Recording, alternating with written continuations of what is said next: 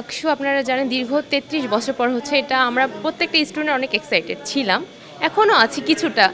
Manually result গণনা করা শুরু করলো, যেটা আসলে এই পর্যায়ে এসে বা এই সময়ে এসে একেবারে অবান্তর আমার মনে হয়। দীর্ঘ ৩৩ বছরের এই আকাঙ্ক্ষা আমরা বাস্তবায়ন যেন করতে পারি। যারাই অনেকেই আছে যারা নির্বাচনে হেরে গেছে বা হেরে যাবে সেই বইয়ে আসলে তারা আগেভাগেই ভোট বর্জন করেছে। আমরা ভবিষ্যতে আরও দায়িত্বশীল আচরণ প্রত্যাশা করব নির্বাচন কমিশনারের প্রতি। আপনারা জানেন দীর্ঘ ৩৩ বছর পর হচ্ছে এটা আমরা প্রত্যেকটা স্টুডেন্ট অনেক এক্সাইটেড ছিলাম, এখনও আছি কিছুটা। আসলে এই ৪০ ঘন্টা ধরে আমরা রেজাল্টের অপেক্ষায় আছি, তাতে আমাদের ক্লান্তি যোগ হয়েছে এক্সাইটমেন্টের সাথে। ক্লান্তি, তারপর উদ্বেগ সব কিছু অ্যাড হয়েছে। তো সেক্ষেত্রে ওনারা চাইলে ১১ তারিখ রাতেই কিন্তু পাবলিশ করতে পারতো রেজাল্টটা, কিন্তু তারা কি করলো, ম্যানুয়ালি রেজাল্ট গণনা করা শুরু করলো, যেটা আসলে এই পর্যায়ে এসে বা এই সময়ে এসে একেবারে অবান্তর আমার মনে হয়।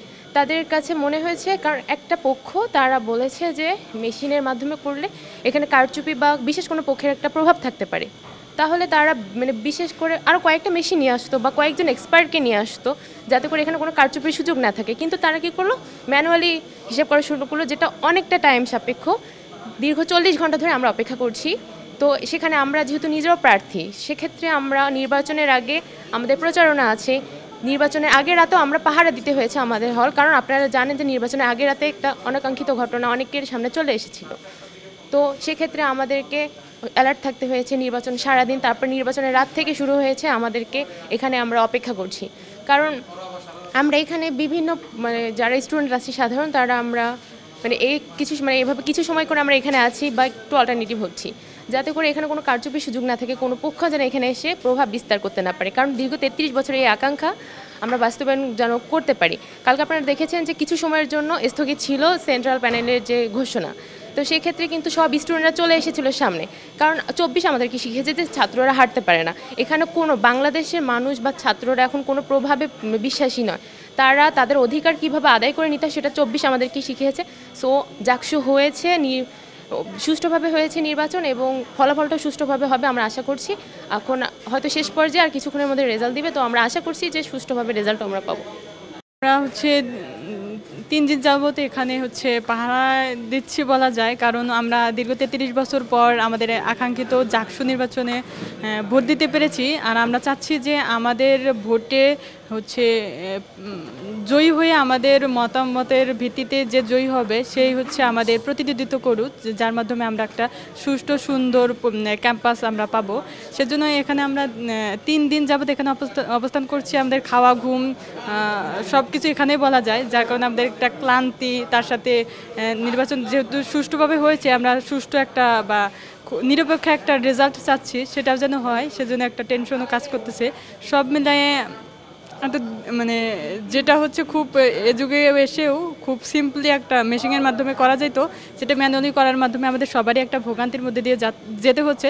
তারপরেও আমরা আশাবাদী যে ভোট যেহেতু কোনো রকম কারচুপির সুযোগ হয়নি, আর আমরা রেজাল্টও একদম নিরপেক্ষ রেজাল্টটা পাবো, এটাই আশা রাখি আমরা। বিশ্ববিদ্যালয়ে জাকসু নির্বাচন অনুষ্ঠিত হয়েছে। ইতিমধ্যেই ফল গণনার যে শিডিউল ফল গণনাও অলরেডি প্রায় শেষের দিকে। এই যে অনেকগুলো সময় লাগছে, এটা আসলে ম্যানুয়ালি করার কারণে আসলে সময়টা লাগছে আর কি, গণনা করার কারণে। তা আমরা মনে করি যে খুব দ্রুততম সময়ের মধ্যে ফুল ভোট গণনা শেষ হবে ইনশাল্লাহ।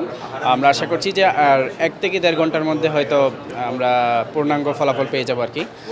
তো যারাই অনেকেই আছে যারা নির্বাচনে হেরে গেছে বা হেরে যাবে সেই বইয়ে আসলে তারা আগেভাগেই ভোট বর্জন করেছে, আর অনেকে নির্বাচন বানচালের ষড়যন্ত্র করছে। আমরা মনে করি যে আসলে তাদের সেই চক্রান্তগুলো কোনোভাবেই বাস্তবায়ন সম্ভব হবে না। আর ক্যাম্পাসের সাধারণ শিক্ষার্থীরা অনেক বেশি সচেতন, আমরা সাধারণ শিক্ষার্থীদের সাথে নিয়েই তাদের সেই ষড়যন্ত্রগুলো রুখে দেবো ইনশাল্লাহ। আমরা ইতিমধ্যে অনেকগুলো হলের খোঁজখবর পাচ্ছি। আমাদের প্যানেল দেখেই অধিকাংশই প্রার্থীরা ইনশাল্লাহ জয়লাভ করতে পারবে বলে আমরা প্রত্যাশা করি। আর বাকিটা পূর্ণাঙ্গ রেজাল্ট আমরা ফলাফল ঘোষণার পরে জানতে পারবো ইনশাল্লাহ। এটি আসলে প্রত্যাশিত ছিল না যে গত ১১ সেপ্টেম্বর বিকেল ৫টায় নির্বাচন ভোট গ্রহণ প্রক্রিয়া শেষ হওয়ার পর আজ সেদিন রাত পেরিয়ে গতকালকের দিন পেরিয়ে আজকে সকাল, এখন প্রায় দুপুর হতে চলেছে। এটি আসলে আমাদের অভিজ্ঞতার সঙ্গে সামঞ্জস্যপূর্ণ নয়। আমরা মনে করি যদি আমাদের ওএমআর পদ্ধতিতে এই ভোট গণনা প্রক্রিয়াটা সম্পন্ন করা যেত তাহলে হয়তো এত কষ্টর সম্মুখীন হতে হতো না, এত ভোগান্তি হতে হতো না।